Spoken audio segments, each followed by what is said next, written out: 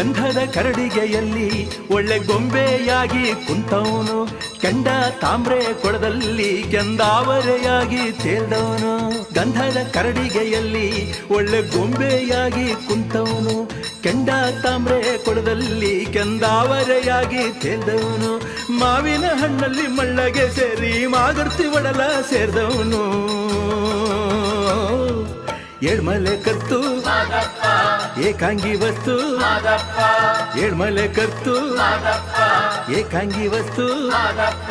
ಗಂಧದ ಕರಡಿಗೆಯಲ್ಲಿ ಒಳ್ಳೆ ಗೊಂಬೆಯಾಗಿ ಕುಂತವನು, ಕೆಂಡ ತಾಮ್ರೆ ಕೊಳದಲ್ಲಿ ಕೆಂದಾವರೆಯಾಗಿ ತೇಲ್ದವನು.